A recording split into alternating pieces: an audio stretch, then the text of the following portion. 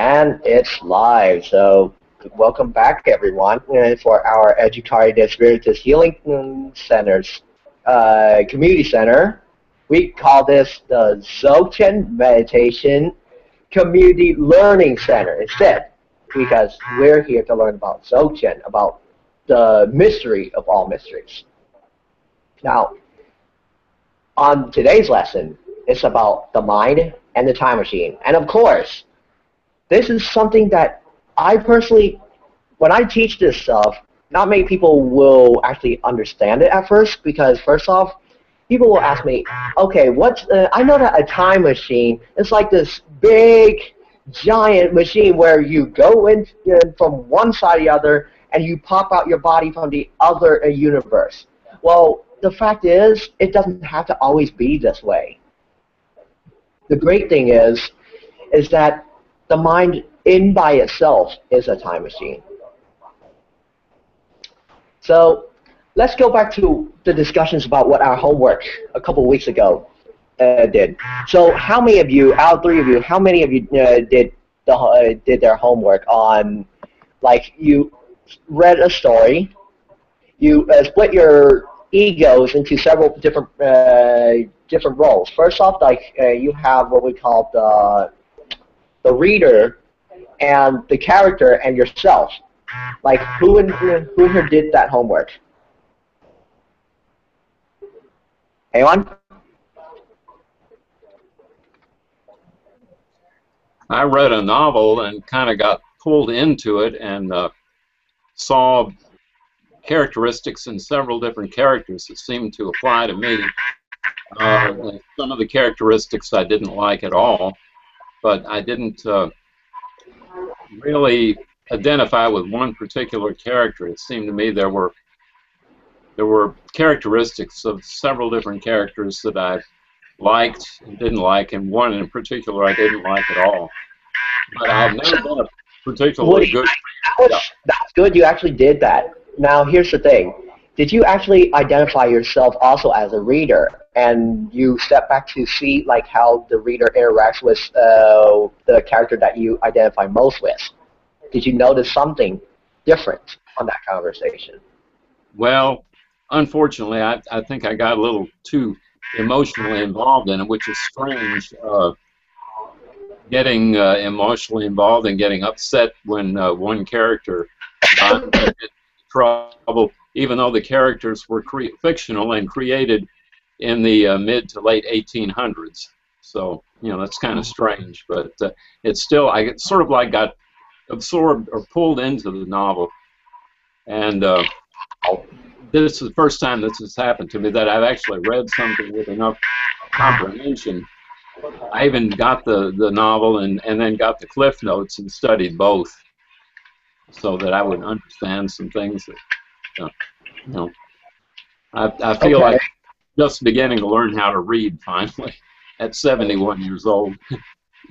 That's okay, but here's like the thing that I want the author, like I want the audience to know about is that first off, you have to notice how, if you were to be, because I've seen some scenarios like this, is that one side you are the reader, and another one is parts of your ego identifies with one of the characters, as though you are in that story, that moment. And then somehow, like, out of the blue, I sense, like, for example, like, including myself, where, like, let's bring out this story, because I have this book right here. It's the story of and its writers. When I'm taking English Comp 2 in my college class, I read this one story. It's called The Ones Who Walks Away from Almela. I was identifying myself with the author, but most importantly, I was also identifying with the character at the same time. However, what I also noticed is that the moment when I identify as two different people, all of a sudden I sense like I'm having a little conversation. Like, for example, I always tell on one side of the story, I always tell people, okay, I ask myself, why in the world is that I didn't know? Why is that I'm like not knowing this? She's like, the author is like, I'm the visitor of the city, and yet somehow she did not tell me that that child got raped. It upsets me. And so I talk to the other side. The other side is like, well, who am I to say? Because first off, that's all the person other than me tell, and the author told me. That's all I know. How do you expect me to know? And that's when we almost got into a fight in that scenario. But the most important thing is that when I step back and just look at myself having a conversation, somehow I noticed that when I was talking to both sides of myself, I was like, y'all are just both so ridiculous. Because first off, on one side, this person only gets one part of the information, while the other one is like, well, I didn't know that. It doesn't really make sense, because first off, that just means I have different angles of different ways to see things. Like, who here notices that when you're reading a story?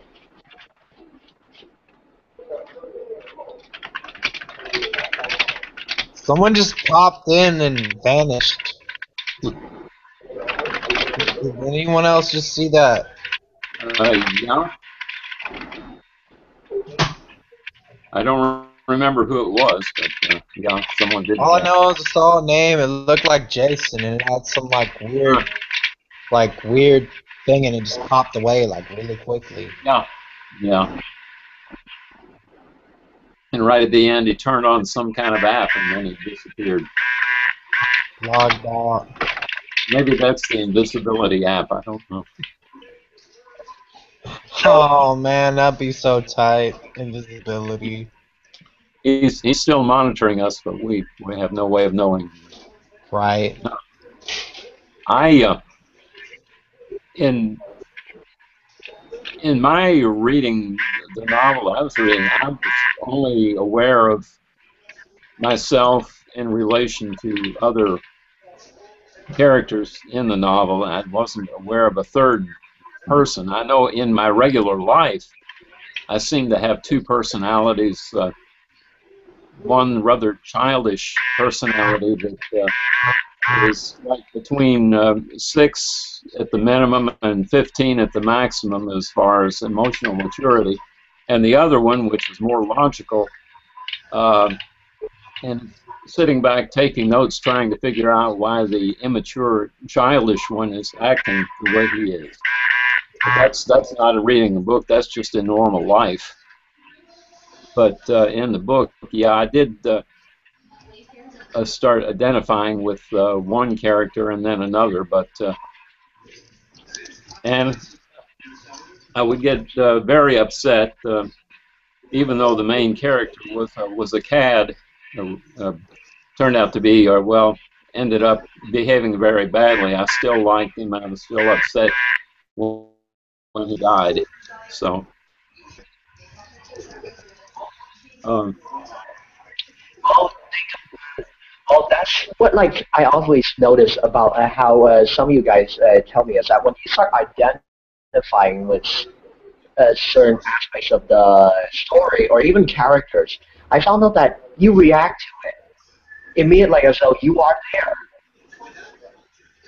That's a major gift that every one of us can have, but it's also a curse, which is why I'm going to bring up to you guys next about how the mind manifests into reality through quantum mechanics, and how if you were to learn to identify it, identify yourself with something, it's more likely to happen.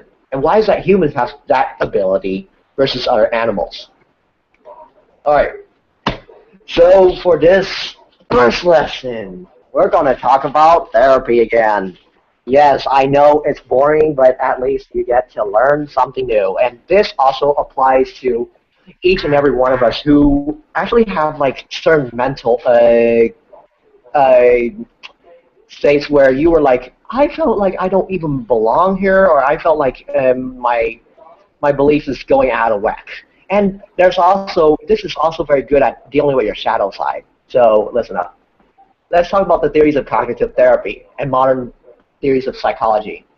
So going from what my textbook here I wrote is that this guy named Beck, his cognitive therapy class, or you can just call it cognitive therapy, that's all that is, states that the mind of the client creates mental disorders. Or like, you don't have to call it mental disorders, but certain reactions to different things through faulty thinking or assumptions, wrong thinking, and not be able to distinguish between reality and fantasy. That's what a lot of psychologists nowadays say. Is that first off, it starts off from an environment. How did you, what did you react to your environment? How did you react to it? Later on becomes the information that you relate to that stimulant, and from there you identify with it. And then from there it manifests into behaviors, and there it came into action or manifestation. And it goes back into becoming your environment, and it keeps going back and round into, it's like an endless cycle. So to shortly answer what Deanna, she posted up on a question about how come like my shadows keep battling each other. Why is that I spend my time keep battling too many times with my shadows? First off, it's a lot to do with your environment. Guys, when you combat your shadow, you're combating yourself. You have to understand that's something that you create through a conditioning. And it was the fact that you create certain thoughts about certain things and how you react to it and you manifest it creates your reality. Like, do you understand that, guys? Do you know what's going on here? Even you, Deanna? Yep, even me. All right, so that is just only one part of the story of how people do things, because this theory is just about the mind only. Let's talk about the other half, about quantum mechanics. This is everyone's favorite, is that everything's existence is relative to everything else and lacks inherent existence. In fact, it is dependent upon the time of its existence. And so, who in here watched Lucy? She said that right up on the quote. Anyone?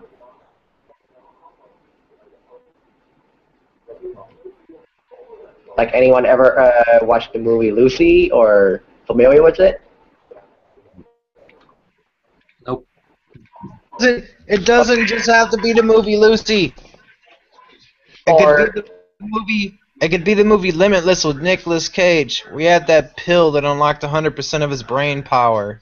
And it was basically the same movie 4 years ago. It's the same thing where that character took a drug. At first, she only unlocks like 20% of her power. But eventually, she starts unlocking up to 50 to 80, sometimes to 100. Is that, first off, it has nothing to do with something out of the ordinary. It has a lot to do with this theory right here. If you can see what I'm pointing to right now, that's the material world that you're living in right now. That is part of our brain that you're comprehending at the 10% mark that so many people say that's a risk. It's not the amount of brain usage you use. It's not the brain capacity. It's actually the brain's ability. The 10% has a lot to do with your ability. Like when you're comprehending to, for example, according to, like me touching this iPad right here, if you guys can see my hand, that's actually using only 10%. The next 20% is when I can be able to like feel, I know that this is pain, but eventually I say, you know what, this does not have to feel pain. I can just get rid of it. I don't need to feel it. And the next percent, it keeps going up and up and up until you get to 80, where you say, now I'm ready to, now I have Stop nothing to the fear. goddamn movie 2 years ago. It's like Andy, you you. make this sound so easy. How do you expect It's so, in fact, it is so easy. That's why I'm telling But you for guys. some people, it's not that easy. Right, and the concept is easy, but Well, doing it. actually, I'm in between both of y'all. I think it's partially easy and partially hard. The hard part is when you know how to break your mind out of it, the habit or the conditioning that restrain you. Like for example, if you want to really learn how to do that, you have to learn how to jump yourself off the building without fearing death. That's how serious you have to be in order to do such a thing. Because that's a conditioning that when you fear death, that's the moment you already put a bar right by your abilities. There's no way you can get past anywhere else. Like if you want to get past the 90% mark, for example, that's how it works. Did And Goku by the ever time fear death? Did Link ever fear death? Did Mario ever fear death? Nope, but they died a whole bunch of times. yeah, like going back to what I'm talking about, quantum mechanics only gets to the point where you explain about the theory of everything. That means like string theory, for example. I be able to know that my atoms, my skin right here, is not because I have a skin.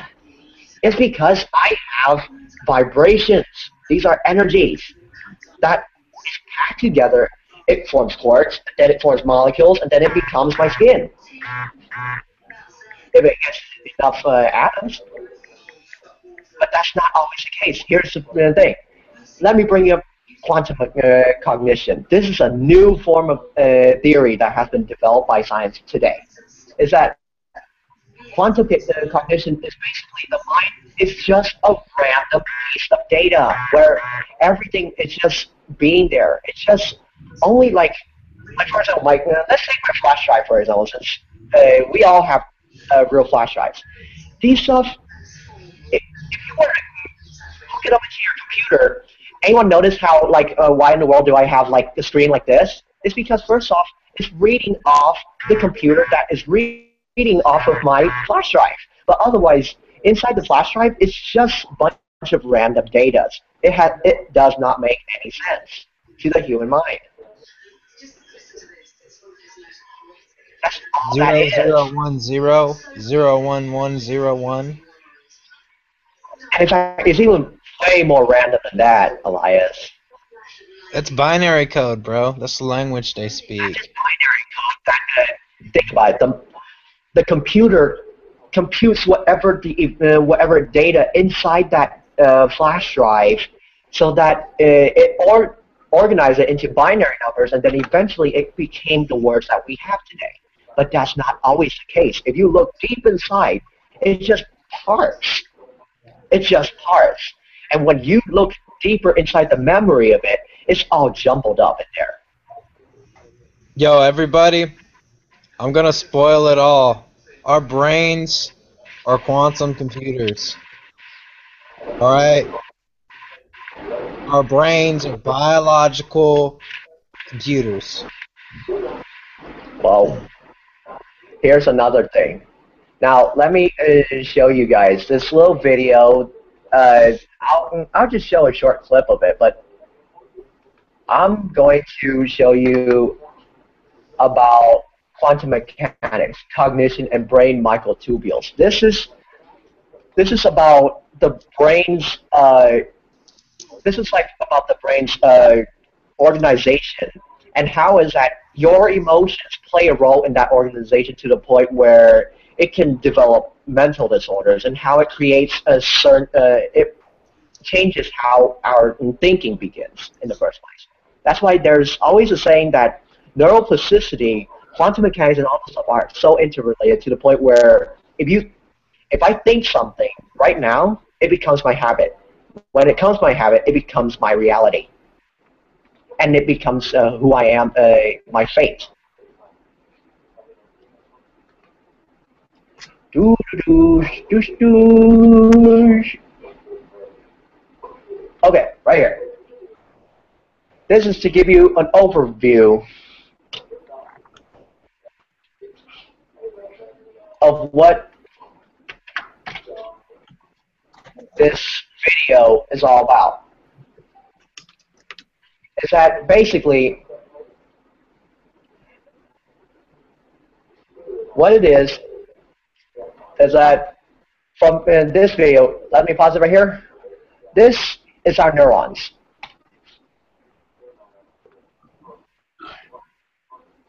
And this, from what this college professor is showing, is that the neurons are firing at different angles, but they are not going at a uniform or in a pattern. It's more randomized, where it fires all over the place. That's the one I was reading! The neurons in the brain. I'm sorry for interrupting you, man. It's either this class needs to like be more on topic, or like I'm just not following at all with what you're saying, Andy. Because like, is there any questions right now? nope. Just I'm like so lost. And 1 minute I was doing something, and the next minute you were talking about something else. So I got a quick question. You posted a link up here, and it's to this quantum cognition, but the video's like over an hour. Should we watch that or watch that later? Or I'll check it out later. Yeah, check it out later. I'll just show some sample of how like the brain functions. Is that first off, that video has a lot of good content where I got.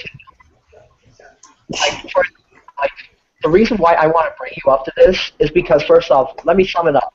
If you guys study existential philosophy, it's that the founder of existential philosophy said that most of the time, the reason why things make sense to us is because we make sense of what's random right there. But otherwise, everything is just random data.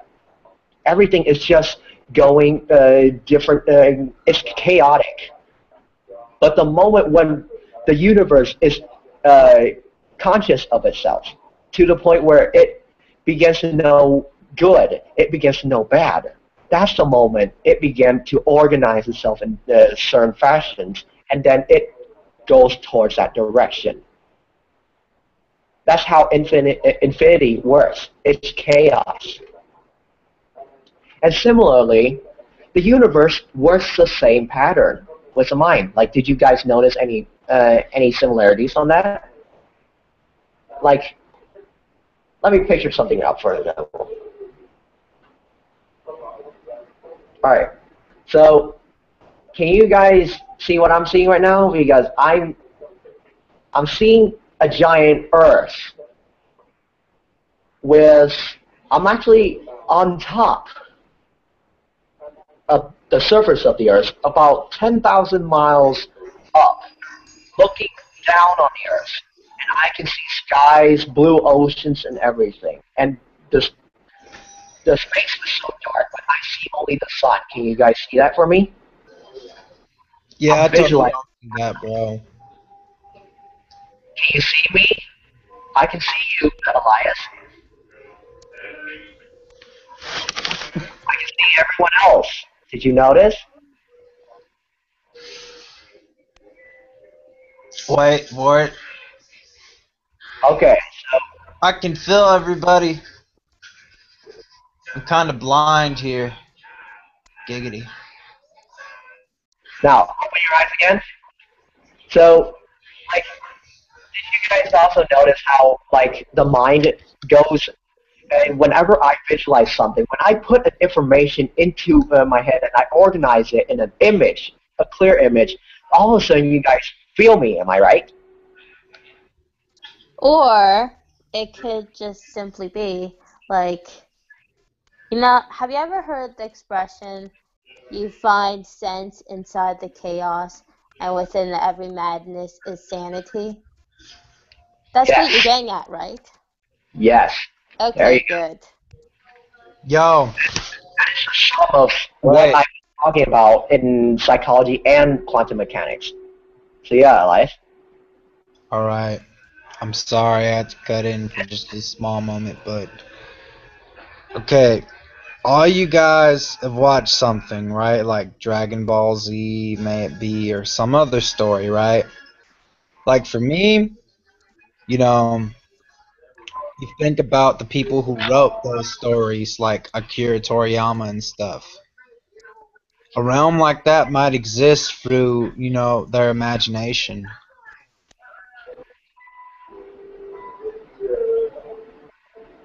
Because Now, I noticed that, like, when you try to manifest certain things, like, it usually starts off as basic feelings, like, if you assert yourself positively towards something and you just kind of just keep going for it, it'll eventually happen if you really try. consistency, and that's also conditioning in play. Like that's a very good thing, Elias, that you brought up this stuff. Is that like let me bring up like mathematics in this example, since it has a lot to do with quantum mechanics also. Let's take the Fibonacci sequence. Like for example, when I first start out that spiral, it's always start out very small. Everyone noticed that. But eventually, as time passes, that spiral gets bigger and then bigger, and then by the time I get to infinite amount, it's like a hurl of it's like an explosion of magic coming out. How is that possible? Is that first off, from the very start, is chaotic. However, the moment when one thing becomes conscious, other things become conscious along with it. It's a chain of events. And then eventually, it gets to the point where you have an accumulation of stuff. It ambushes itself into, it builds up momentum to the point where it can lose control. That's how magic works in the first place. Is that if you want to really become God or be God, you have to learn to comprehend that chaos. I know it sounds impossible, but that is the requirement of how you become a God. Which, can I add in something? Yeah? Well, Yo, adding to oh, my what you bad. said, well, adding to what you said, Andy, you know, everyone keeps asking me, why am I so crazy? Why am I so daring? Why do I do stuff? Why don't I make sense? Why is it that, like, I can be spontaneous, random, and most of the time when I come up with stuff, it makes absolutely no sense in psychology or school-wise. But the reason why I'm like this is because within every chaos is sanity. And the same way how your weirdest friends are the bestest of friends, and same way that the weird ones are crazy, there's actually sanity behind them, and there's sanity on the reason why they think and act the way they do. May I add a little to that Oh from what I've yes, of learned? course.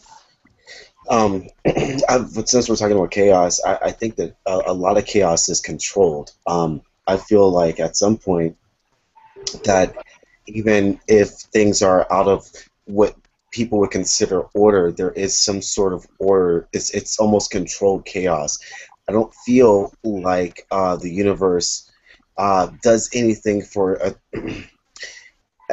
constructs anything to where there isn't some sort of defined order to it. Um, just in my understanding and my viewpoint of the way that things usually are. So I can understand how there is that sanity because it is controlled in some point. There is, but where do you lie in that controlled chaos? Where do you stand? Even though everything might be going on around you that might seem crazy, or you might have thoughts that might seem out of whack with the norm, I feel like at some point that as a collective, and you having that awareness of what's going on, is where you can really start changing and start creating different a different pathway, I guess you could say, or a different mindset, or a different thing to order things a little bit differently in that controlled chaos to line up to where it might assimilate with your spirit. It might line up with what you need at the time. And so that's where, going back to what Andy was saying, where magic takes place, I feel like that's where the magic takes place, as in you understanding your role in the controlled chaos, and then going ahead and making certain changes or putting out certain intent and guiding those things that might have seemed off track to you and honing them in on your vibration to give you or to bring you whatever you need. So, I mean, that's sort of like the way that I see things. I could be wrong. Hey, that is not wrong at all. In fact, here's the funny thing. Like, I'll bet you a lot of Christians here actually know the phrase called, in order for a miracle to happen, it takes a leap of faith. Right. The reason why they say that is because, first off, in order to start the miracle or to start an order in a chaos, you have to learn how to organize it. That's all that means. Right. A chaotic field that you can write on that blackboard. That's all that is. Mm-hmm. And now, here's a fun activity for you guys. Now, who in here has a journal? I can ask if you guys have a journal right now, because the thing is... I do. Okay, anyone else? I do as well. Okay. All right, get a journal, and on the first page of the journal, on your left, try to write out all the things that is going on within your mind right now. Why? It's pointless. For 2 minutes. Well, there is, but again, it might seem pointless to you, but there's controlled.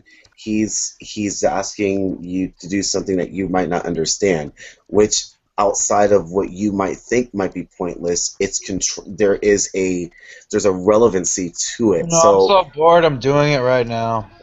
All right. All right. Let's try it, because here's the point of it. The point of this is to see how your mind operates at the most subtle realms, and how it manifests itself in the next realm, which is cognition, which means I put it into a letter or a form of writing where people can understand it, and then after that, the next level is to try to read it to other people. That's what we're going to do next. Okay, so hold on. So what do you want us to do? So I want you guys to first get a journal, and on your left, just write out all the things that comes out of your mind, right now. So okay, my Is there anything specific that you want us to think about or write about? Oh, anything, whatever pops out of your mind, just go for it. Okay. All right, so let me see here. Oops.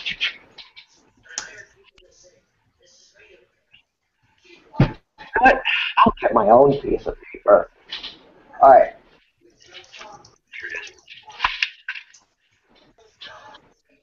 That's right.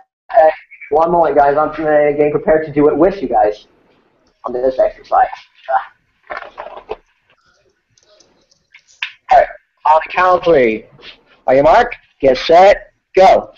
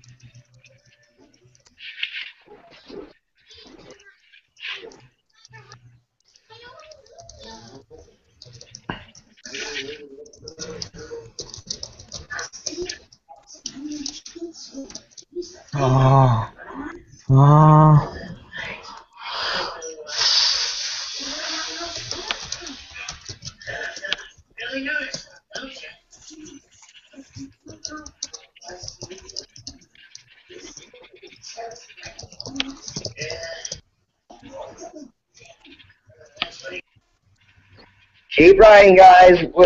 55 seconds left. Come on.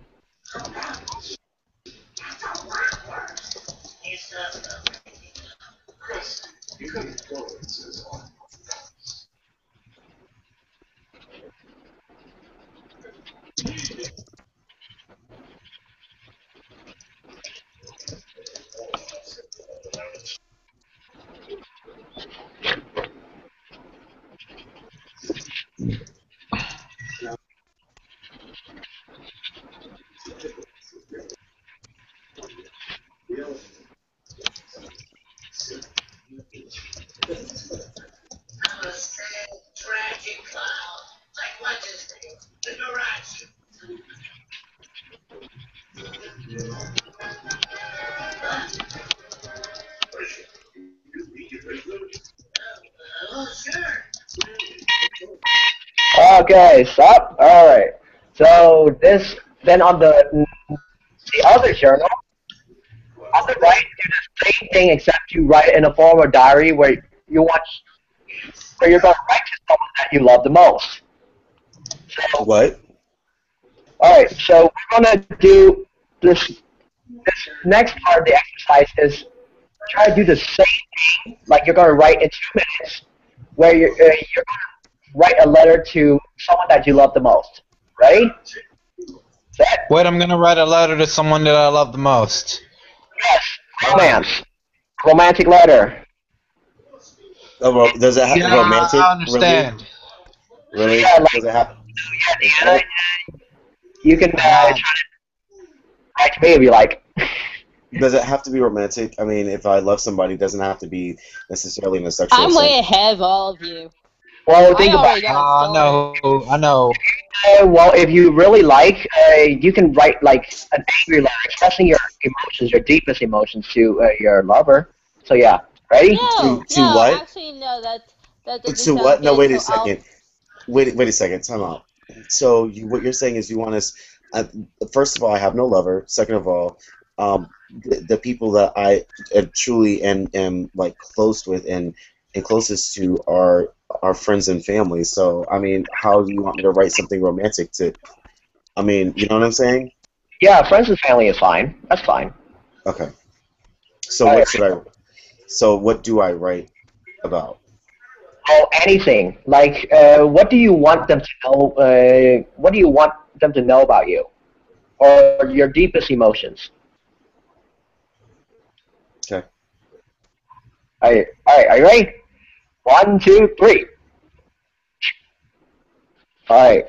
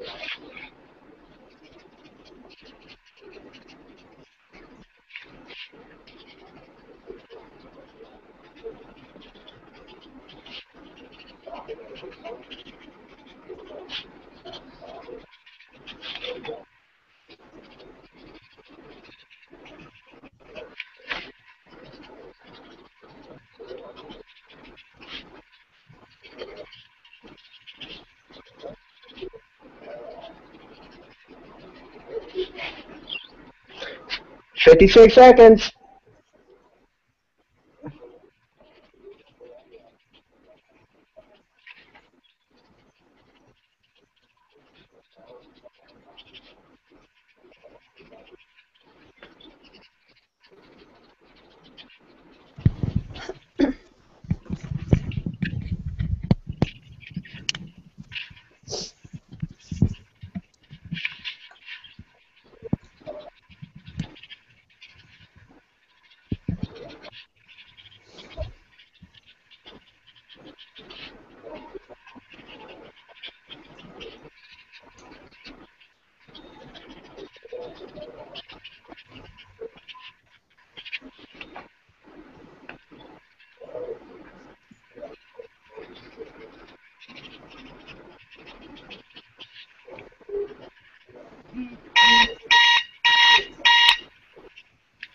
All right. So But I wasn't done yet. I it's need okay.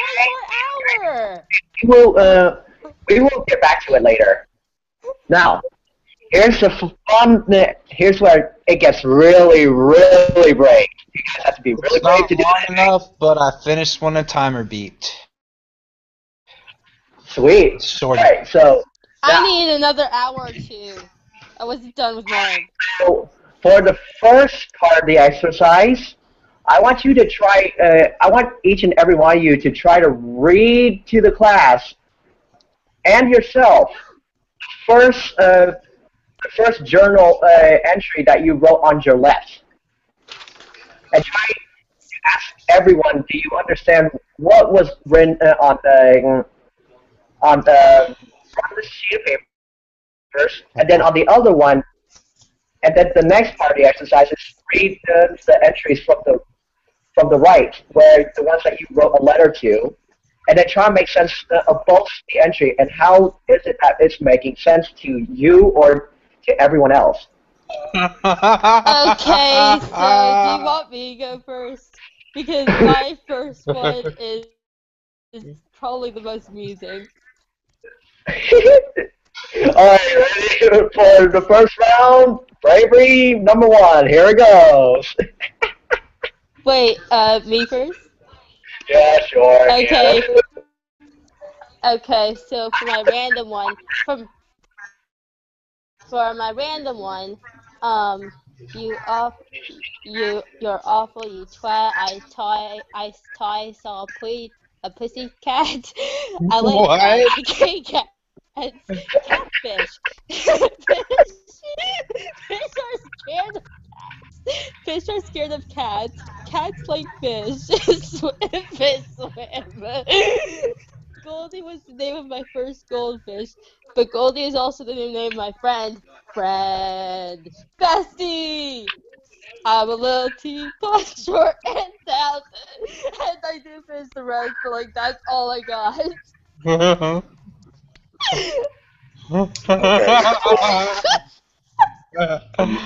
Okay, can I go first? Cause I don't ever want to repeat mine. Sure, Elias, if you have the guts to share it. Okay, here I go. I'm gonna do this really fast, so if I get tongue-tied, please laugh. Fuck people. Fuck people. Oh, so stupid. Love, sex, bottom, weed, farts, what he love, loses, sad, second chance, hope, miss, take out anime. Comics, Spider-Man, Batman sucks, Iron Man is OG, Mega Man will so kill Sonic, I am not a Jew! Fuck you, shit ass, cut crap, weed, 420 bong!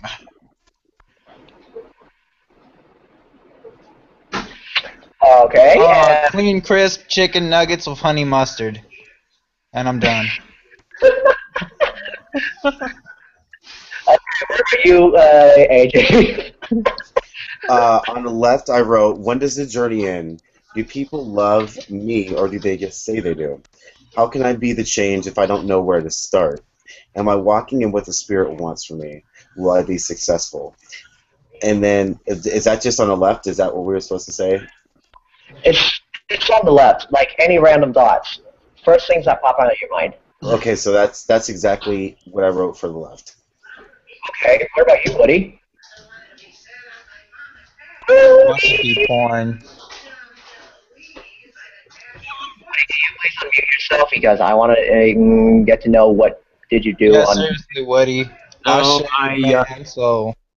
I didn't actually do either of the journals. I'm not completely understanding it, but the thoughts I have are so. Oh. I think I fear of letting too much of my thoughts out in public, so I'm kind of self-censored everything from the get-go. You know what, Woody? I can kind of understand how that feels, bro. Okay. Don't feel pressured to be pulled into it then, bro. Okay, what about you, Laura? Do you have a chance to do anything? If you want to share yours. I just kind of got here. Yay! Yes! Okay. Oh, the owl's back. What's up, owl? Everyone here wants to hear what the instructor is thinking in his head. Yeah. Yeah, I do, man, because I shared mines. So that's my nickname now, Owl. Do it! Here. What is going today? Question mark. I have been thinking about learning about ... about ... flying a giant sorcerer that tries to get on top of my head. Period. All of a sudden, that sorcerer drove me nuts, and now I am trying to read this damn note to people since May don't even know what I'm writing about right now. But anyway, where am I exactly? Dot, dot, dot. I have no dot, dot, dot. Andy, what the fuck? I thought I was crazy, but you taught me. You know, I thought my random thing was random enough, but here you are making random look cool. I made random look cool. I ended mine was like honey mustard chicken nuggets. Yeah, you added sex on there, dude. I never thought that's coming. Well, Elias, the more you speak, the more you creep me out, to be honest. Alright, so let's move on. So the next part of the activity is you're going to read the notes that you wrote on your right. This I time, want Andy to go first. what you mean the love letters? it's the love letters. No. Yay! I want to hear what Elias had to say, since this guy is way too random, and I knew it. Well, like love letter, like, cause like I just wrote something. I mean, well, you What want to did hear you? it now? Yeah, sure. Oh man. All right, fine. I gotta put my Dracula voice on. Oh my gosh! God help us. My love, I have written this letter to you to express my deepest emotions. I love you so much, even if I am the man who is not for you. I would gladly let you go like a bird. I know that you will always have a place in my heart, and I know one day, 1,000,000 years ago, I received a bounty on my head for 9,000,000 pieces of gold for stealing such an angel like you out of heaven. And then that's when the timer rung, so I had nothing creative to end it off with. So, can I anyone just feel. what Elias is doing from what he wrote on the right, which is his love letter, and what he wrote on the left, which is his random thoughts? One had Think about chicken it. nuggets and one had stealing angels out of heaven.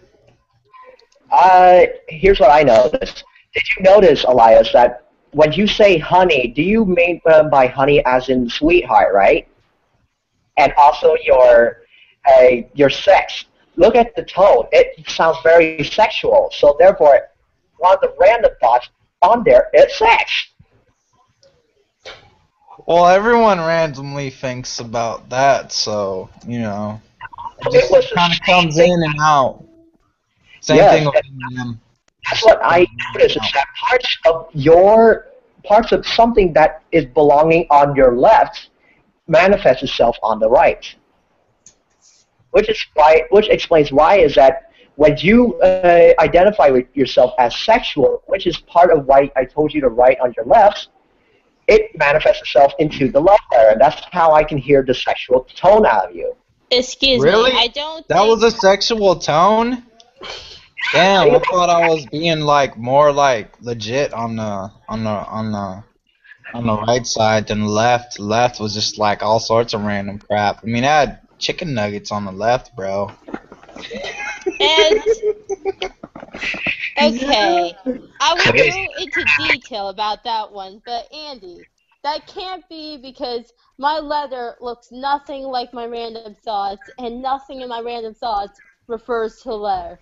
So, and by the way, to add to it, what you were Andy's saying, right Elias, about mine, cause like I had So that chicken name in my nuggets, random thought. nuts, hello.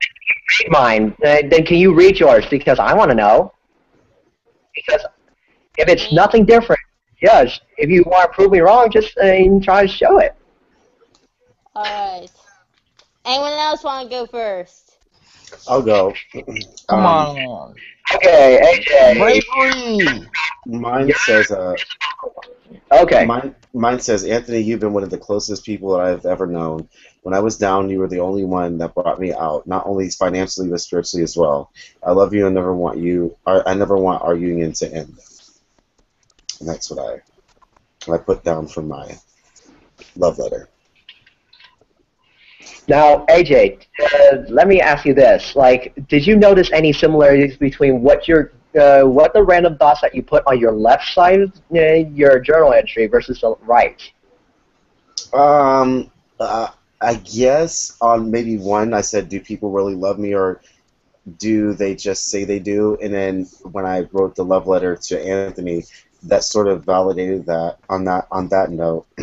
But on the other ones, a lot of them were questions that I had, questions that I have been thinking about, and so the other ones necessarily don't line up with it, but um, it is what it is.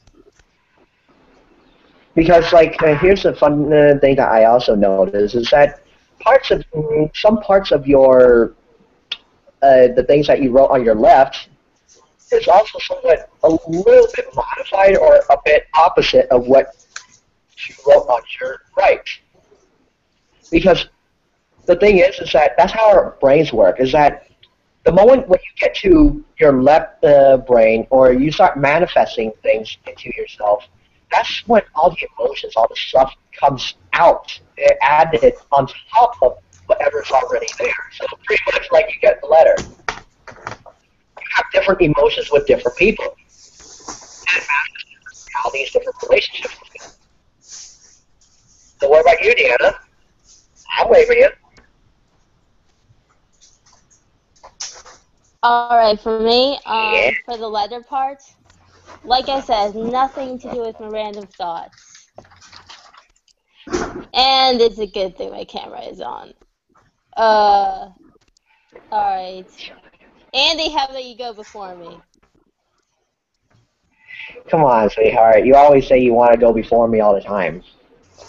Shit. Okay, fine. Dude, I know you're laughing, Laura. No. Just Okay. read it. Okay, I'll read it with my mic on mute.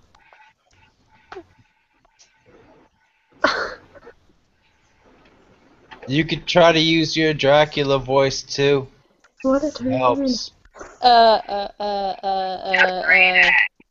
Okay. Talk about peer pressure, goddamn. Andy, can I just send it to you in message? Well, how about this? I'll read mine and then you read yours.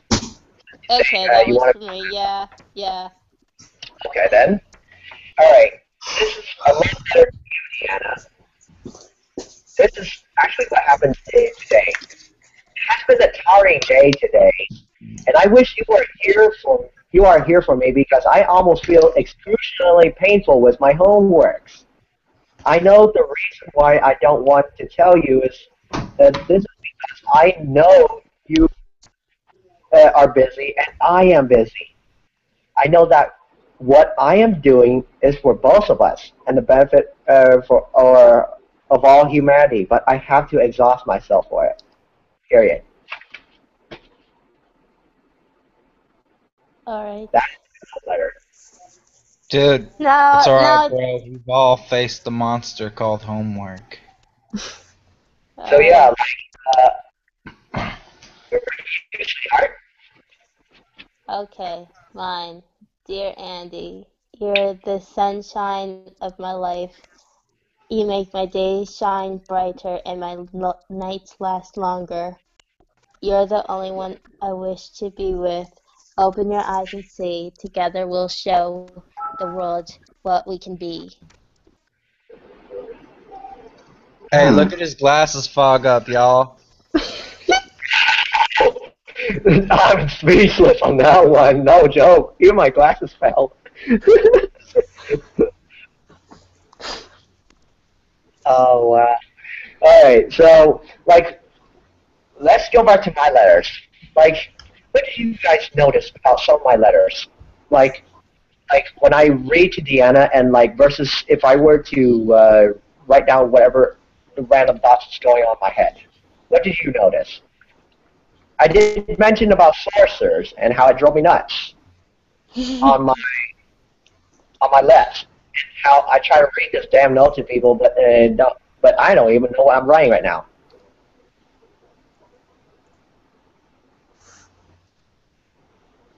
So any ideas?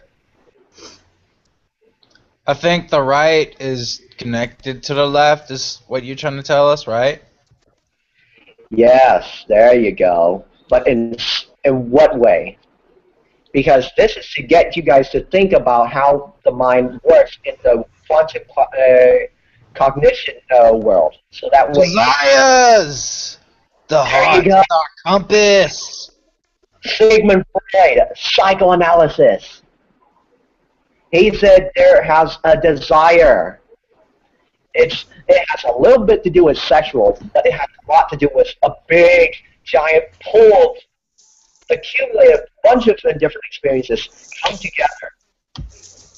Let me explain to you what the right and the left really means. Is that I want to say what the reason why I wrote what is going on today, and I've been thinking and learning about about all this stuff.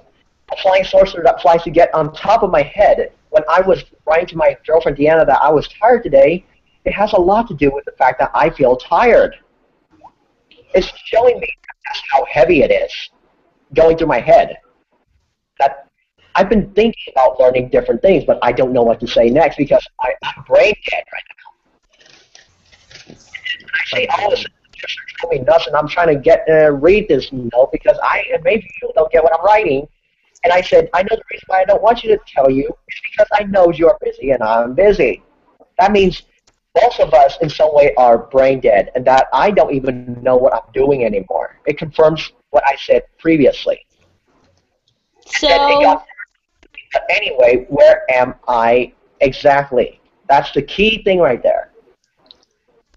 so how is it that, like, again, what I wrote on my left side versus what I wrote on the right side are two different things. So that's why I'm asking.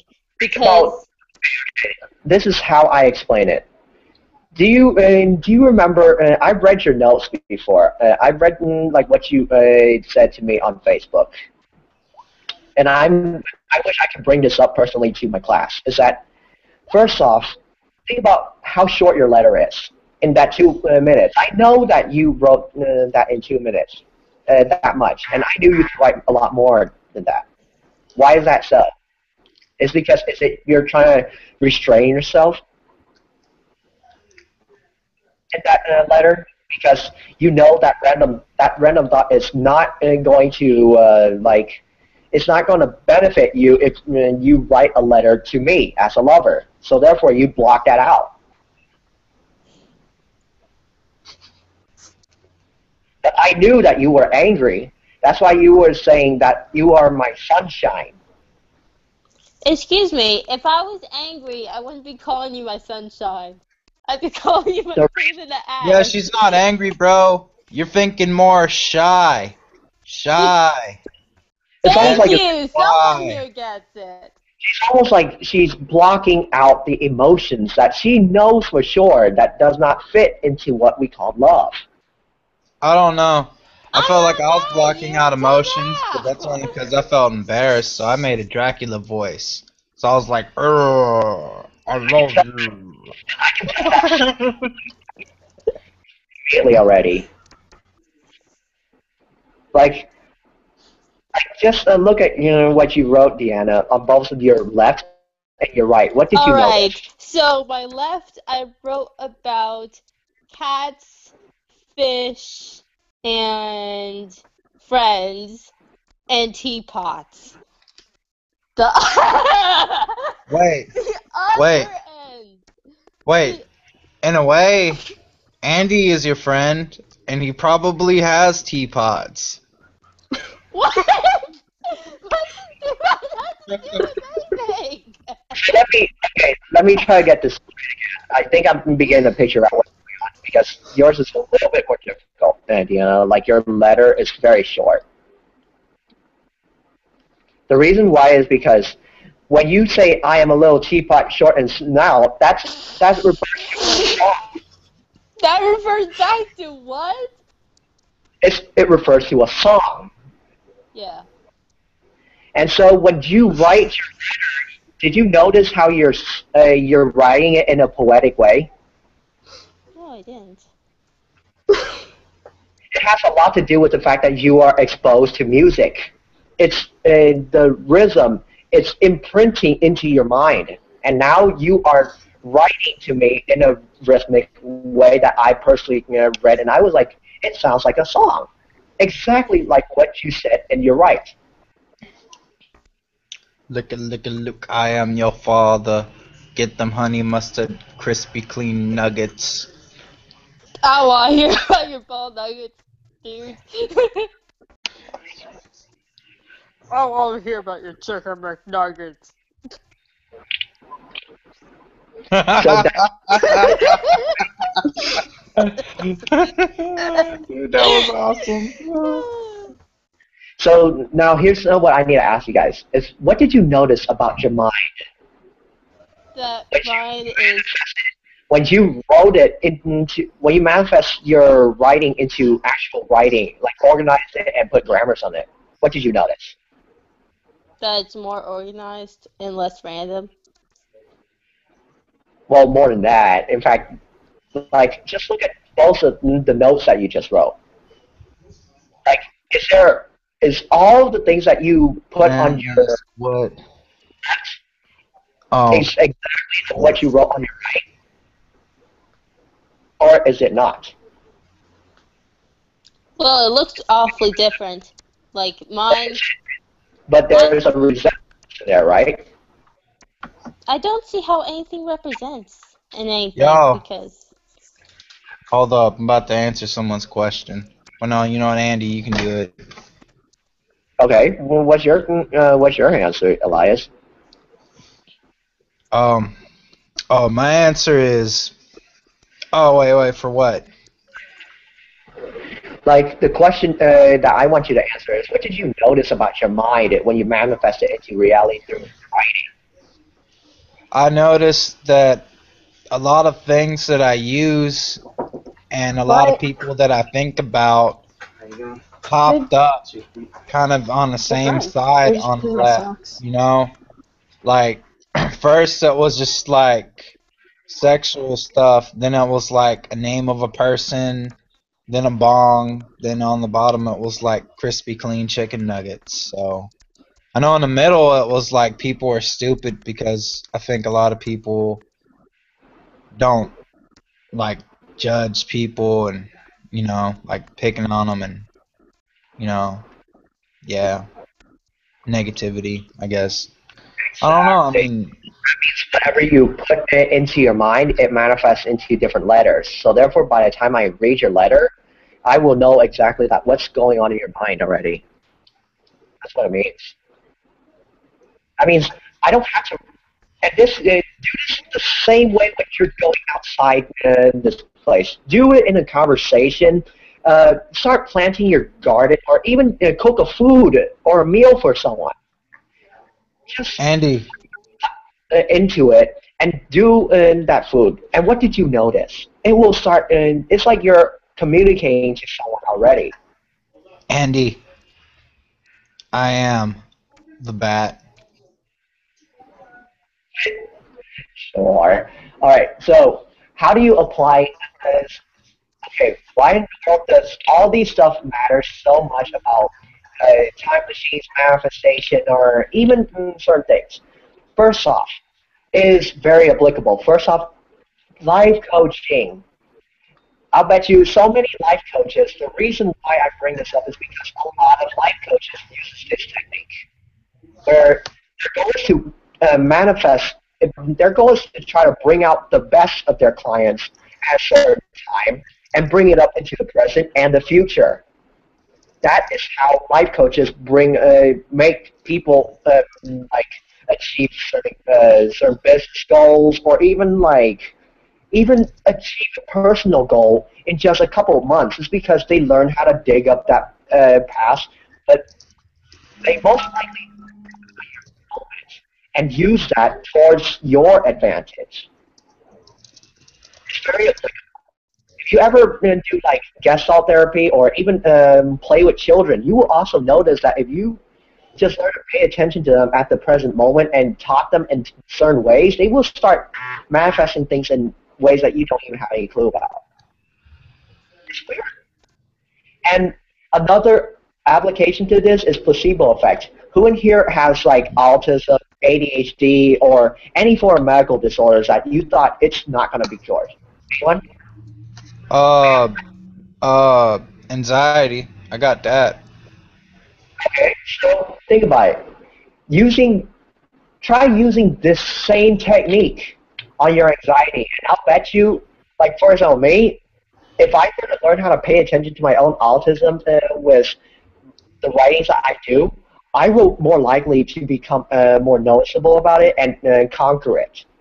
The placebo effect works the same way. The moment when you notice that when you know that you don't have anxiety anymore and that it can be stopped, and you choose it to stop right Yeah, I now, know what it you're stops. saying, dude. Dude, the placebo effect is just willpower, bro. It's just willpower. You know, it's like as soon as you find out the pill ain't real, you give up and it stops working. But you know what I'm saying? It's like that's What I'm the saying, power of mind over the matter, yo. You know what I'm saying? but here's the thing: placebo effect can go even a lot further. Is that instead of just simply pills, it can also go towards like conquering diseases like anxiety or certain uh, depressions, even personality disorders. You can personally heal them, and all it takes is just learning to accept yourself and learning how to like use your mind against it. It's like a cheat code. There you go, Elias. And another thing, cognitive behavioral therapy. Who in here ever went into therapy? You will know what cognitive behavioral therapy is. So that shouldn't be a big thing. And much more. If you can suggest anything like Reiki or any pranic healing, any form of magic is also workable with this. If you know how this form of chaos magic works, if you know how quantum mechanics and even the mind works, you already achieved enlightenment in one lifetime. It's that easy. So to talk about what I really to recap what Oh no. just But like you got how all that too. yeah, so just like how the materialistic world takes upon the form of hierarchies and in parallel with the psychological mind that I showed you with this diagram right here, one can find that same thing. One finds that the universe acts both like a hologram and a fractal. It's that things that you think, the things that you feel becomes reality. That's what I want you to do. It's true. It's true. It's true, bro. Bro, I did it. Yeah, I did it. I totally did it. And I know this sounds so stupid, but like way back when I was in high school, whenever I saw a chick I liked, I'll write in my journal. And I'd be like, which one should I go for? And I'd be like, that one. And you know, it'll be like some out of your league stuff, then it would happen, and I'd be like, BAM! Manifestation! there you go. That's what I'm telling you. Now, here's the thing. Uh, just like I'll read you some parts of the Taoist texts. They say that the reason why things become evil, it starts out from the fact that they know what good is. The moment you know good, that's when you know evil. The moment you know gain, you know loss. It's what the universe, the Tao people try to teach all of us. That the moment when we're conscious of that, of what gain is, you know what loss is. The moment when you are conscious of both, and you learn to abandon both extremes or learn to see beyond it, you already return to what enlightenment is. That's how simple enlightenment is. And well, I don't get this. How come is it so difficult for people? It's not that difficult. So Wait, to wait, so wait. There's a Bruce Lee quote for what you just said, man. okay, what is it? Now, all right. This is one of my favorite Bruce Lee quotes, though. He said, "Only if you think something's impossible, you make it impossible." He said, you know what I mean, though. You know, he said, when you think something is impossible, you make it impossible. And I was like, I love that. So it's like, if you believe it's not impossible, then, you know, you can strive to do it. I know. And guess what? Impossible or possible or not, it does not matter. So therefore, I want to ask you guys, what did you learn from this lesson? Any major takeaways? I'll bet you guys learned a lot. Nothing.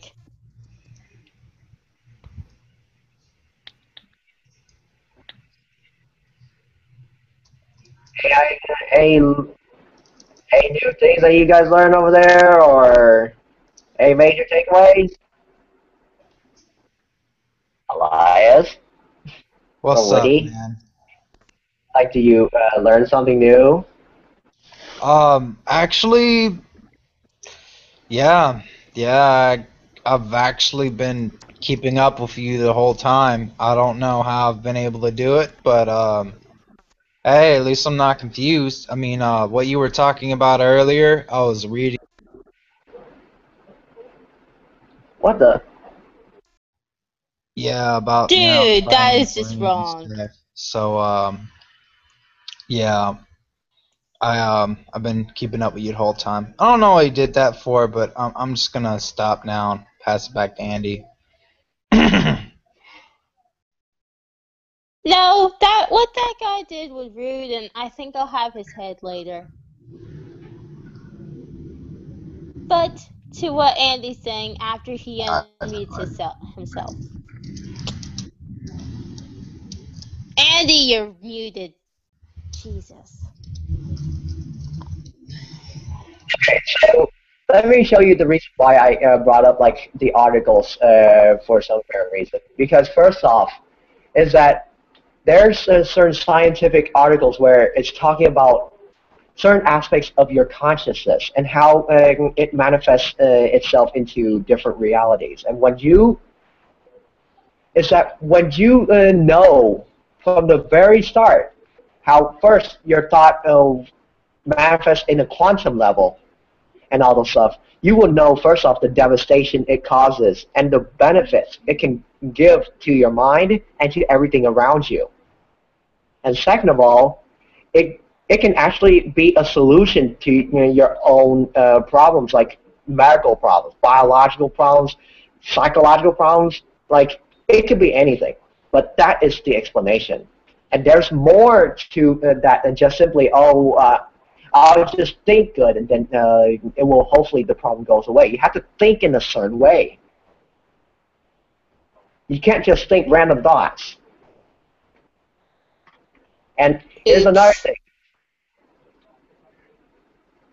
And it also brought up like the concept of what the like certain parts of your brain, like the bioplasma or anything else, is that the moment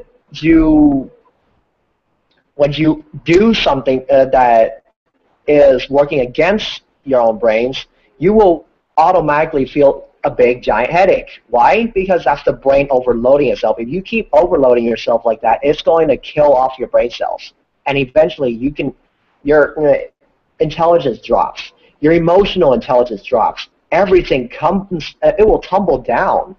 Like, it will one day get to the point where it become a rubble. And the evidence on some of the research will demonstrate how fast it will go and how much your brain can endure.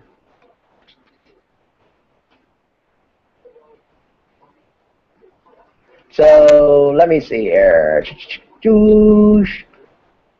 All right, so before we get started on the meditation, I want you guys to write down this homework, and I'll post this up. Is that first we want you guys to pick out two polar opposite moods or the moods that emotions that comes out of your mind that you tend to speak to people with the most, and try to carry a conversation with the person that chooses to listen to you, like through those two opposites mood, and notice their health within 3 days of carrying on that conversation with them. Try to change that mood or that atmosphere of the conversation to using neither of them, using neither of the two extremes, and you carry on the conversation where you feel like you are observing. You're in a trance-like meditative state. After going and do that for the next 3 days, but the 3 days where you're talking to someone, and then come back. How did the person that you carried a conversation with reacted to you when you talked to them? How did your health change as you talked to them? Other living things. And what did you notice about the ways how they are reacting to your emotions physically? This is a very interesting exercise because this same research was also conducted by Dr. Emoto, where he talks about how he talked to a rice where there's 3 different containers. First container, they all have water in them. The first container, he gives thanks to that container. The second one, he left it alone without doing anything. And the other one, he insulted. The result of the experiment was astonishing. The first container that he complimented, that he learned to appreciate this, it fermented to the point where it's like it smells so sweet, but the other 2 containers, it smells so bad and it rots. And I want you to try it yourself and experience it in your everyday life.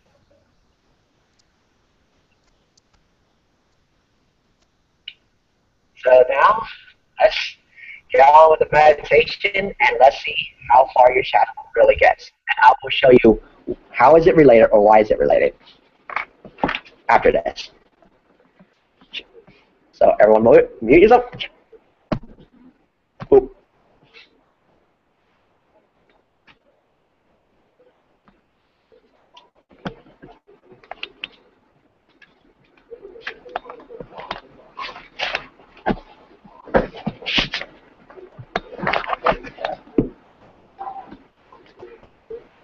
Close your eyes and begin to breathe slowly and deeply.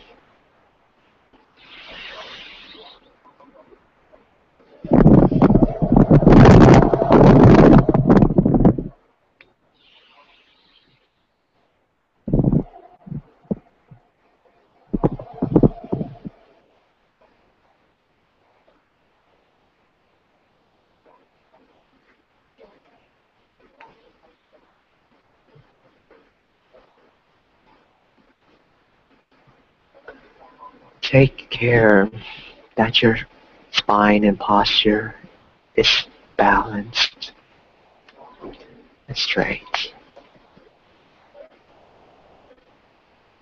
Let your energy channels become serene and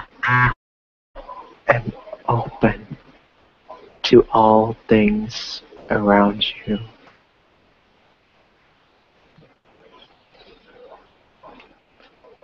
As we are breathing in and out, you imagine that you are now sitting on a stormy hurricane with giant tsunamis rushing into the land and creating gigantic mudslides on the land below the waves.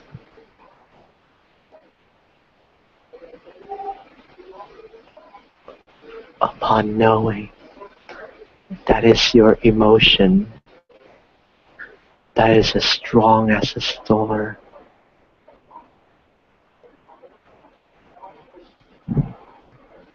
You wish to be that storm so that you can wash away all ignorance of all beings.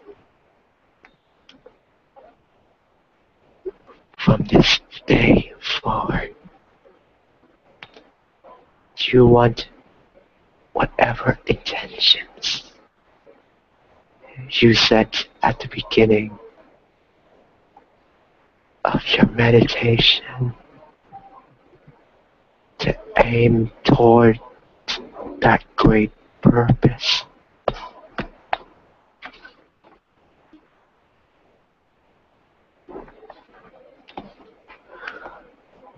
As you sink ever deeper, you merge the power of a storm with your innermost darkness and powerful emotions.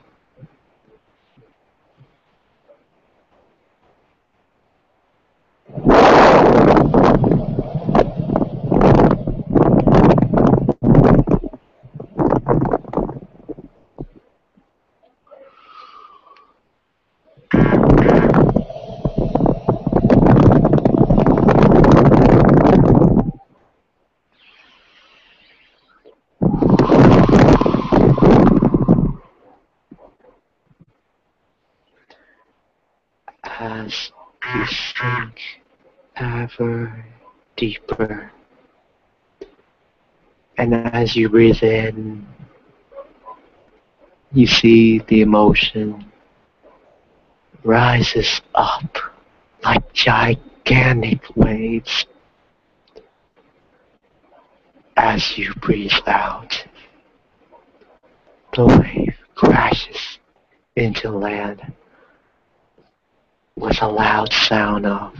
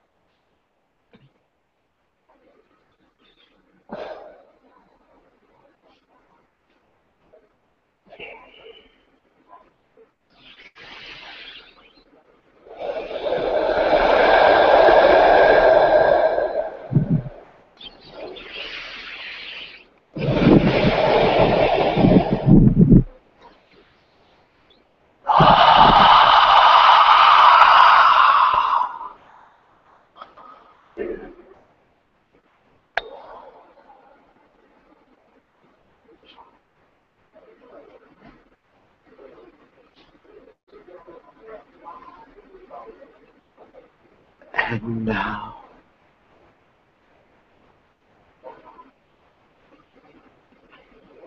give yourself 3 long, deep breaths.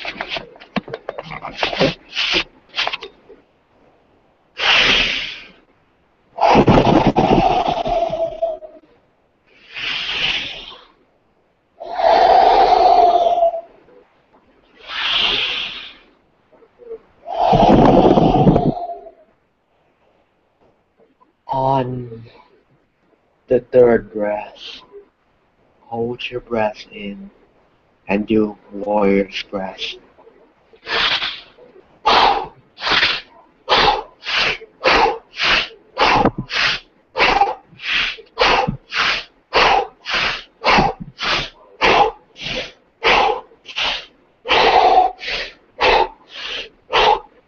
Pump your breath in using your abdomen as the bellow.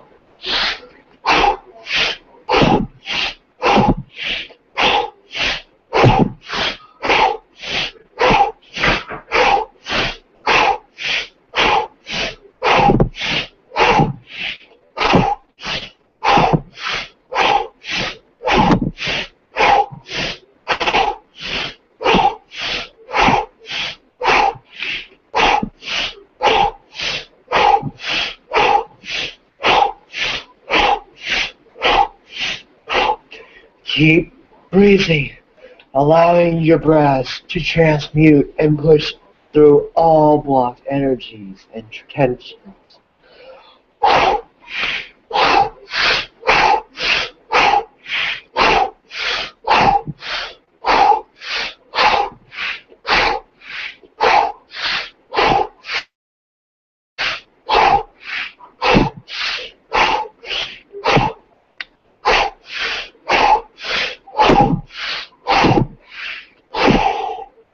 And now you can relax.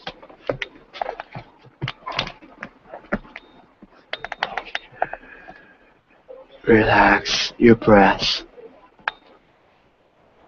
and notice the energy is radiating within your brain and into your crown and third eye chakra.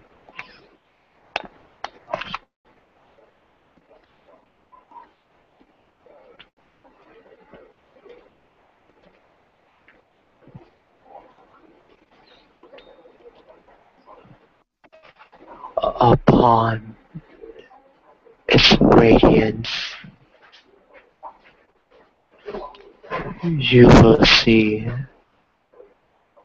the picture of your root teacher that represents the power of forgiveness.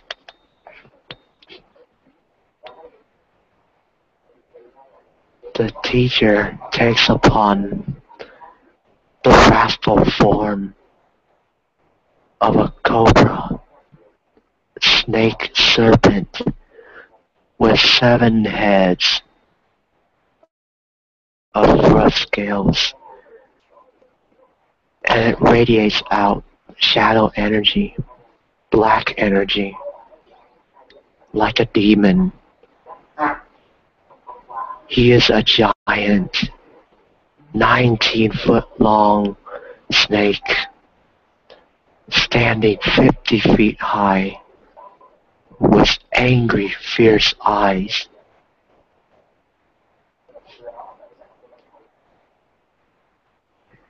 He hisses, she hisses, and whispers to you, "I am you. Do not fear me. Unleash me."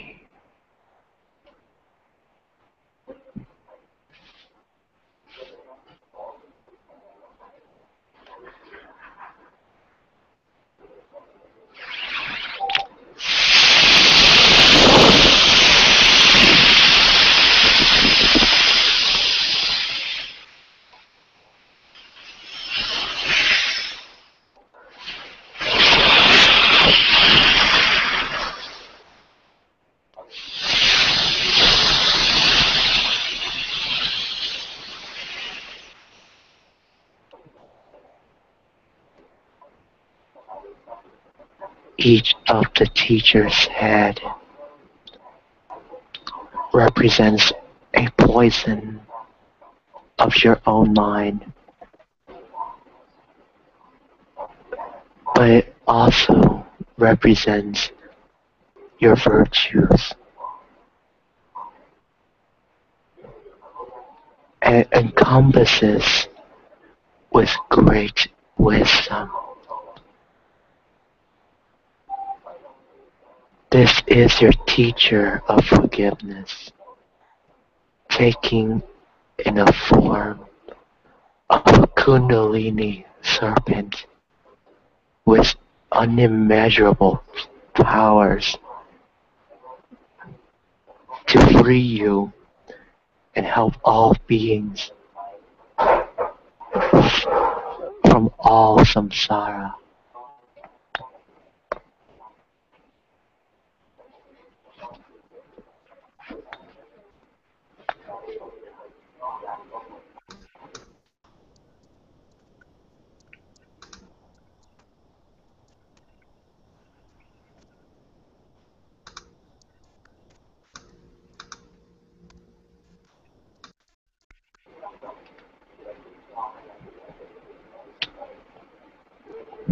from the third eye of your teacher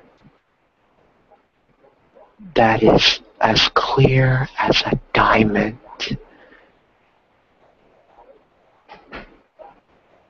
You experience this extraordinary radiating light of the sun that shoots from his or her third eye into yours. As you are experiencing this radiance, you experience the vibratory syllable Om.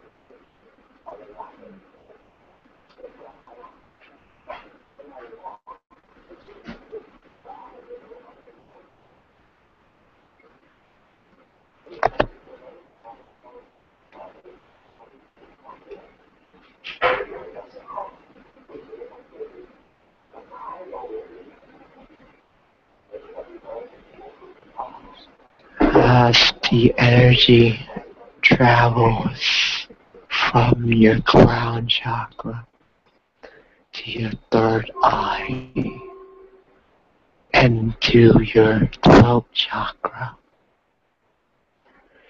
beside see a stream of blue light like ocean rushing into your your throat chakra at instantaneous speed. As you are experiencing this raging stream of blue light, you experience the vibratory syllable Ah.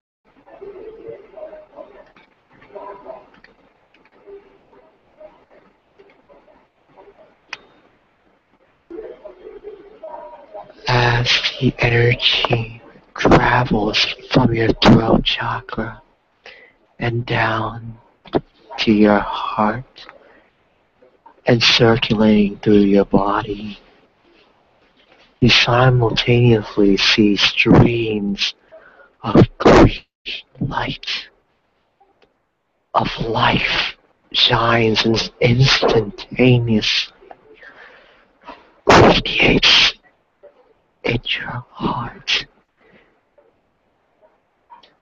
You sense a deep sense of compassion from the teacher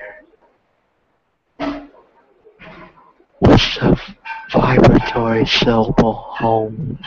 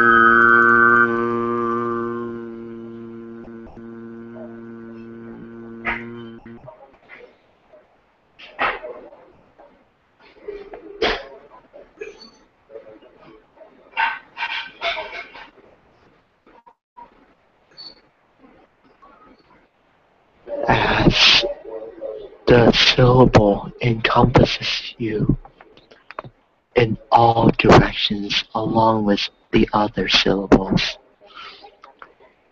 you see a toroidal field of your power extends from your heart towards your crown and move back into your root chakra,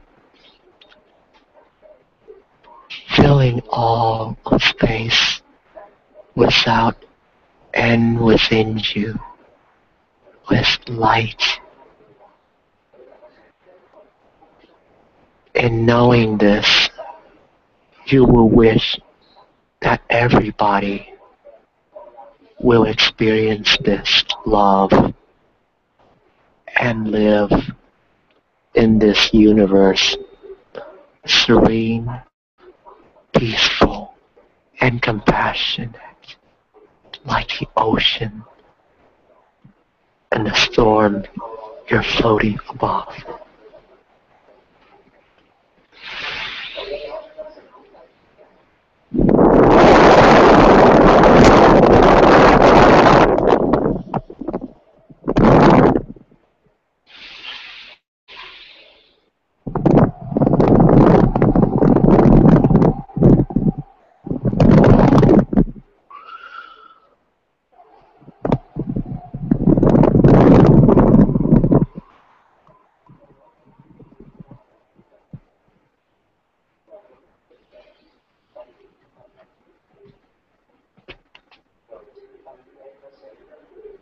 As the energy travels down to the solar plexus, to your sacral, and down to your root chakra, you feel this moment of confidence, prosperity, and identity. This is your old friend, the ego. He or she is a friend that serves you very well and have kept you safe. Thus, in knowing this, send out a powerful, radiant field towards the ego and let him or her dissolve into your root teacher.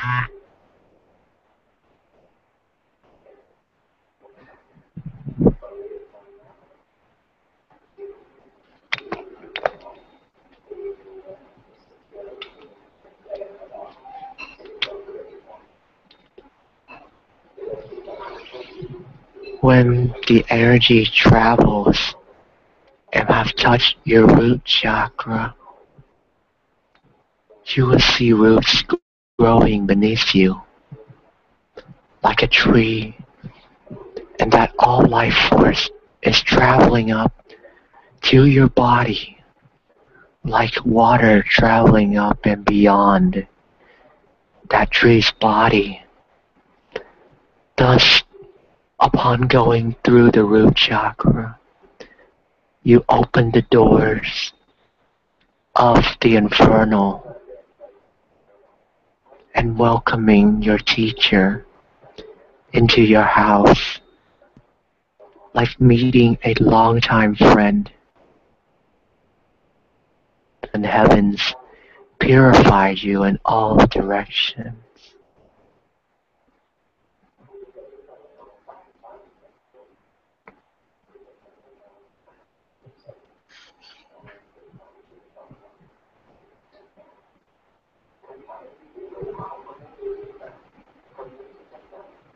From the center of your heart, the earth and air on your right and left hemisphere correspondingly, and the water on your third eye circulates into a circular motion like a hurricane spinning rapidly.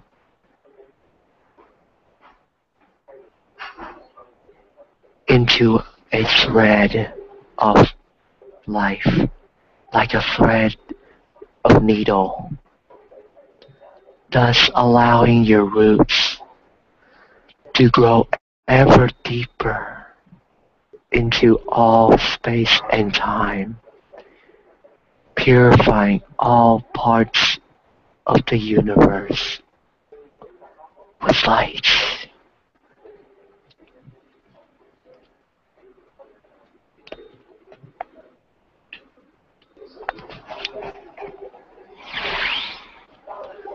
As your energy channels travel from your root and up to your spine, up on your spine, you feel your crown is opening like a flower on muddy waters. This is a doorway to an enlightenment, towards the infinite. Perform a root lock as you expel all negativities with your abdomen, closing the doorway of the Kundalini.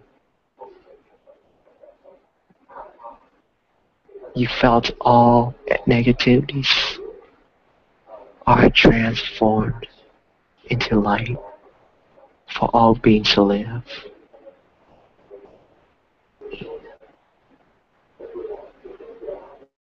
When you're ready, you can let go.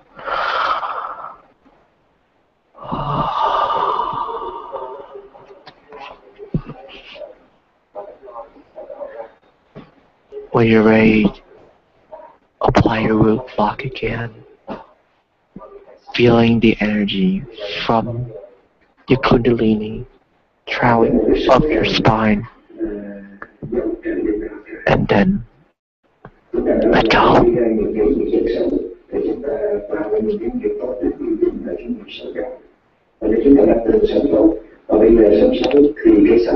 You may now feel a tingle in your heart and your crown. This is the moment where a shower of light from above is purging away the negativities around you and within you.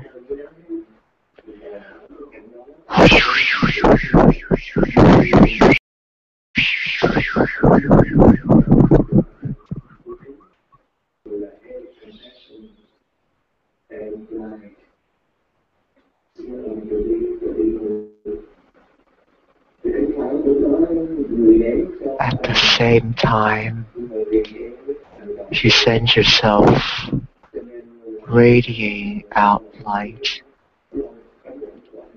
and your root teacher is dissolving into that clear light.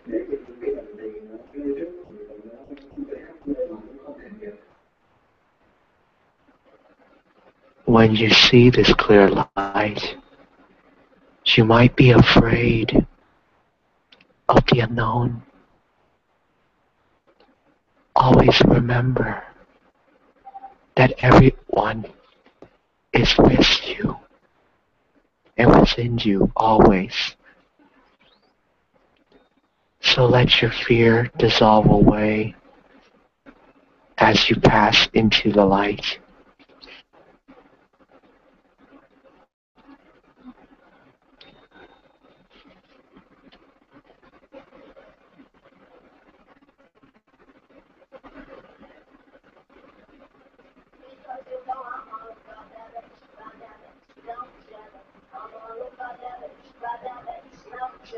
As you dissolve into the light, you finally became a star in an ocean of darkness with infinite possibilities. Within that possibility, you see yourself radiate out to all those who you love the most, the ones you hate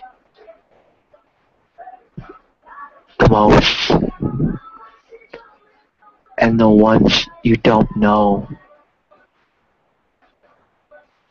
But most importantly, as you are expanding this form of compassion and light, you know somewhere in the far reaches of that infinite possibility, death is lurking behind the veil of a person. That person is dying and is deteriorating like rotten flesh, and the maggots festered on him. You sense deep pain that person goes through with so much agony. You said, "Hey, noble one, to all my parents, to all my brothers and sisters, I sense your suffering just as myself. You have called upon me. Let me be your guide, just like how I am guided by my teacher, love."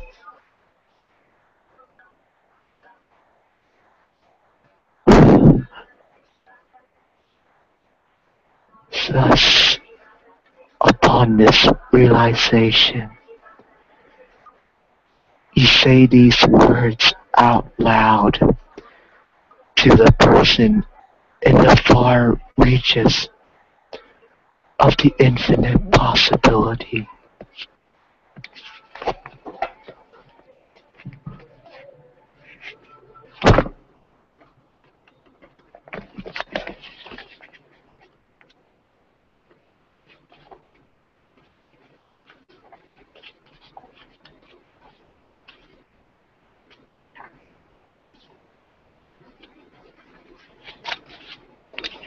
Hey, noble one,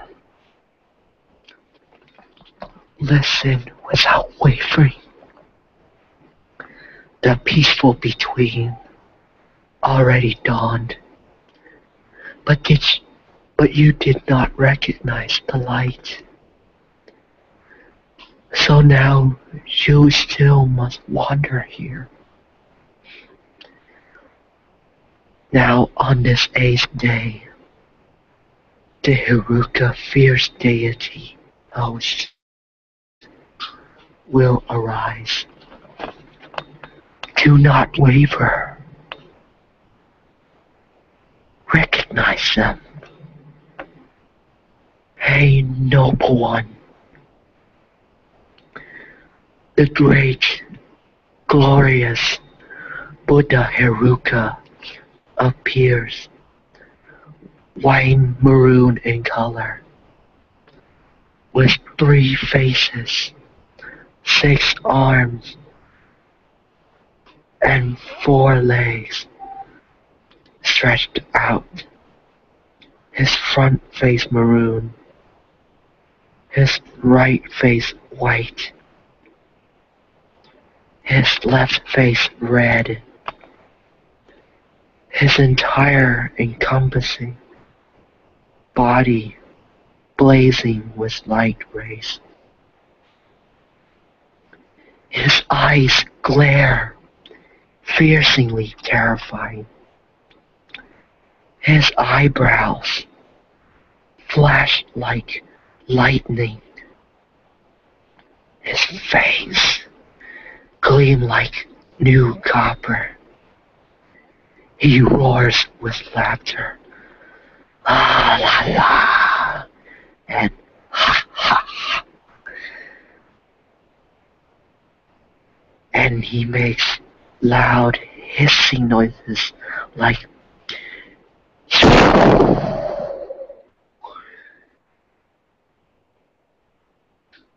his bright orange hair blazes upward, adorned with skull, crown, and sun and moon disk.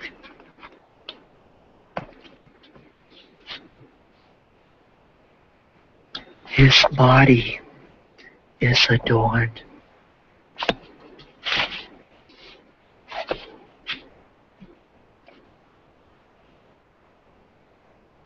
with black snakes and a freshly severed head garland.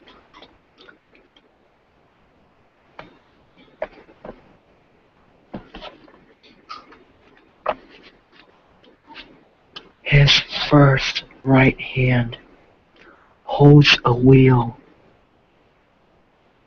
the middle an axe, the third a sword. His first left hand holds a bell, the middle a plowshare, and the third a skull ball. In consort, Buddha caught his body, holds his body, enfolds his body, her right arm embracing his neck, her left hand offering him sips of blood from her skull ball.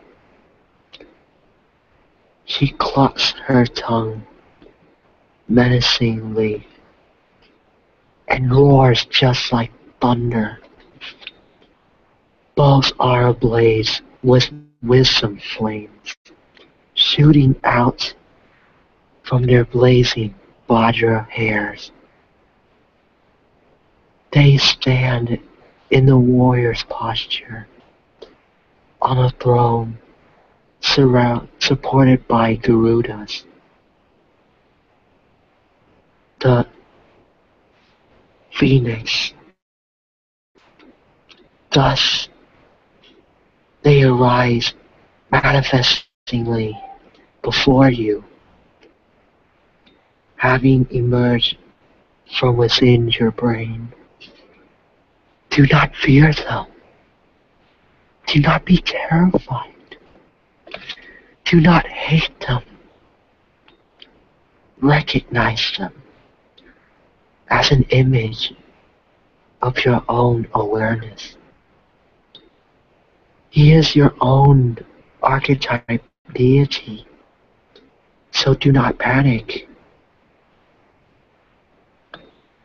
In fact, they are really Lord Jesus, Lord Vairochana, Father and Mother.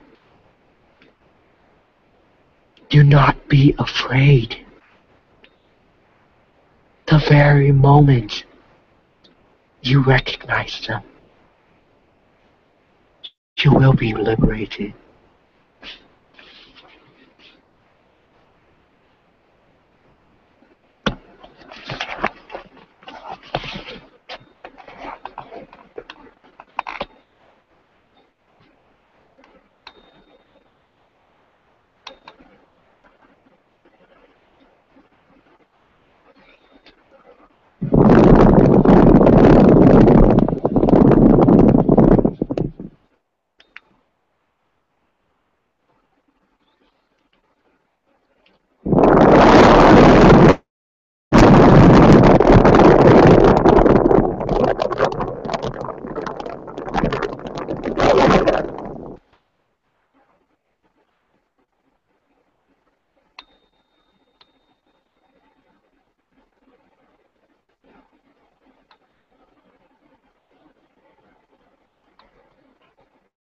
As you experience the joy that the person who have died went into the light you have created, you rest in serenity in that light, experiencing the magic you have created.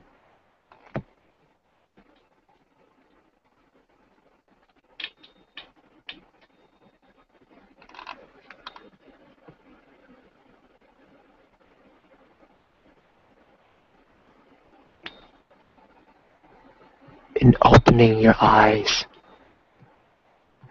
and bringing yourself back into this very moment and into this room, you sense and feel the universe you have created. This is the universe you created. Right now, this is the one you have visualized.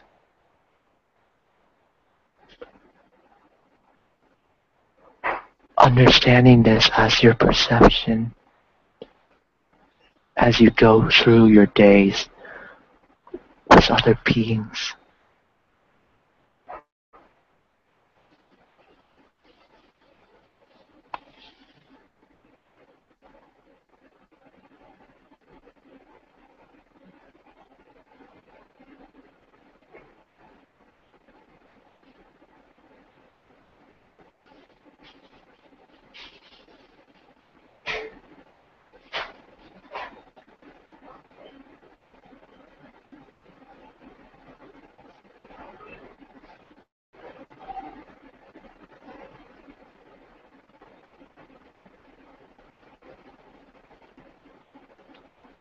In this one last moment, give thanks to your teacher, whomever it is, for this final moment.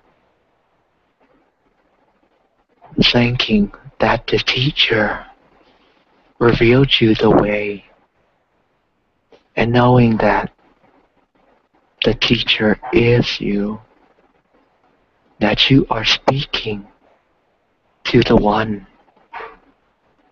in front of you,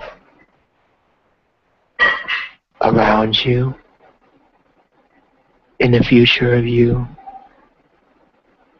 everywhere across time and space of yours.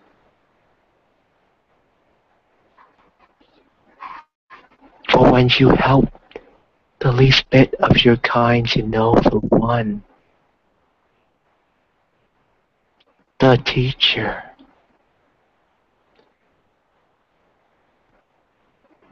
you help yourself. Amen.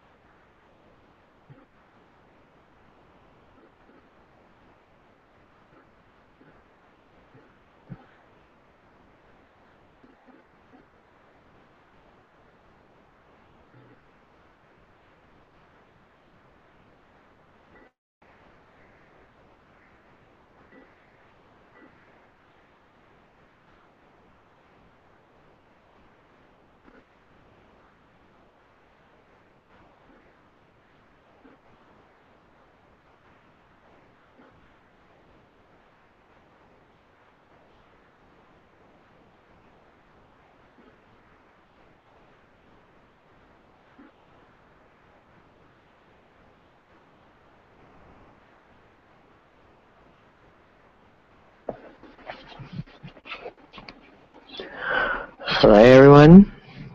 You can now unmute yourself, and if you have any questions for me right now, feel free to ask me, for this is now a free question and answer session to those of you who are curious about the teachings. Come on.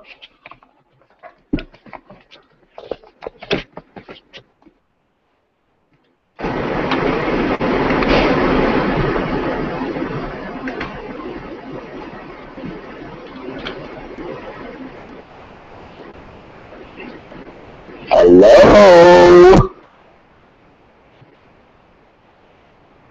Deanna, are you there?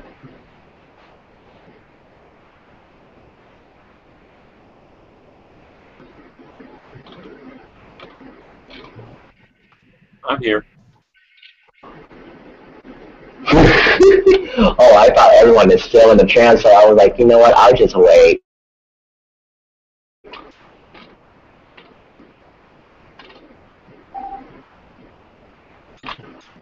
Is anyone there?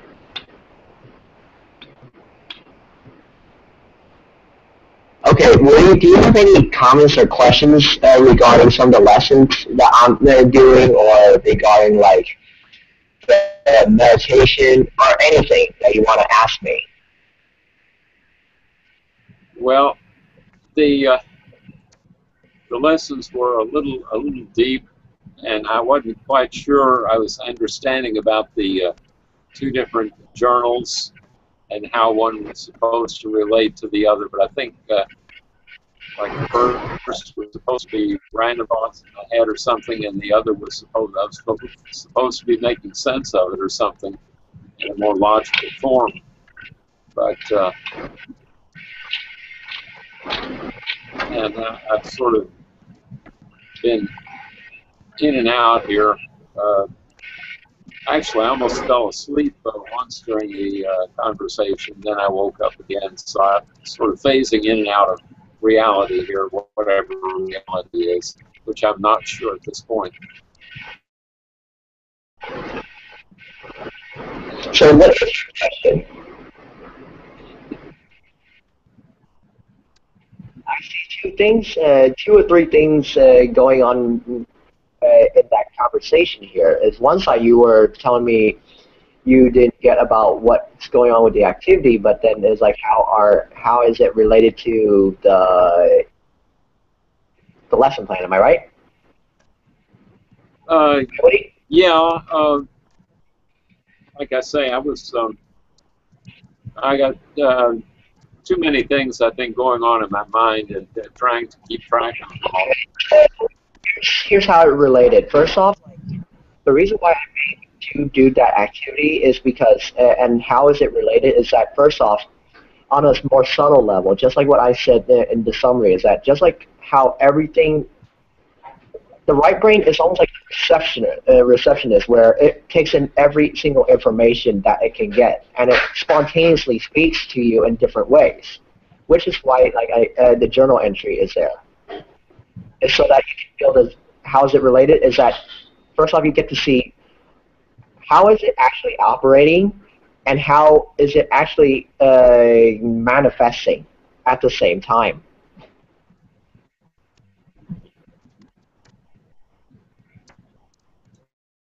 You understand? I'm not sure the right brain and the left brain communicate with each other very well, but it does. If you study neuroscience, it actually both the right and the left brain are connected by one area that goes in, that transmit information between both sides of the hemisphere. Yeah, I think that's the corpus callosum, and I'm not sure that mine works perfectly well.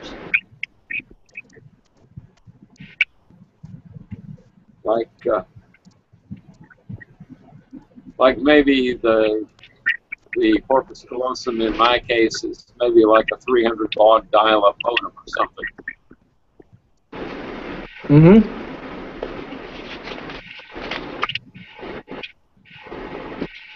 If you study computer, you will like your brain. The reason why I make you do write all the data and how write both stuff and all the stuff and how is it related to my lesson plan is that first off in the how is it related is that first off mine is going from both the brain and it's directly it's like the activity reflects exactly what is going on that we're learning right now in that lesson plan, but also the lesson plan takes on a bigger scale where it's saying that even the when you're not when you're thinking, you're also manifesting things outside of the universe where it's the message is what's within is also happening without. As above, so below. Yeah. Everything, even your own, even your mind from the universe, even the computer that you're using is a giant supercomputer that transmits information. Good? Yeah. Yeah, I sort of wonder though. Oh, my cat is knocking things off the top of my computer here, and keep trying to. Oh, that isn't going to work. So you're telling me like there's like a lot of stuff going on in your head, right? Well, try to type out what you're thinking right now, and then I'll answer them later. Because there might be other people asking the same, wanting to ask the same question too. You know, like Alora, do you have any questions? Laura, do you have any questions for me? Or where are you, Deanna? Unmute yourself.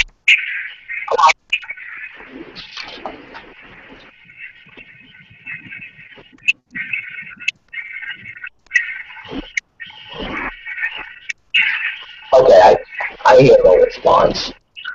I think they don't have anything.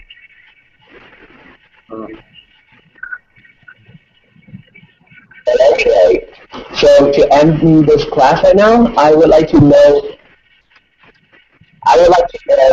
thank all of you who have attended my class. Like you've done a great job today in participating and learning about this because in knowing this, you will become more mindful of what you do in your life later on. This is for you. This is one day, if you were to do something, you will know how valuable your mind is and how powerful it is. And by learning how it leverages on top of one another, will you be able to learn how can you be able to use each biological device towards your favor. So if you guys have any questions, please comment on the comments below where my face is pointing. Or if you like, subscribe to my channel, which is right where my finger is pointing right now. And so that way you can get more updates on my videos, my classes, and everything. And also, you might have tons upon tons of good information teaching to you in a scientific sense. So if you haven't, so thanks for watching, and I'll see you then next time.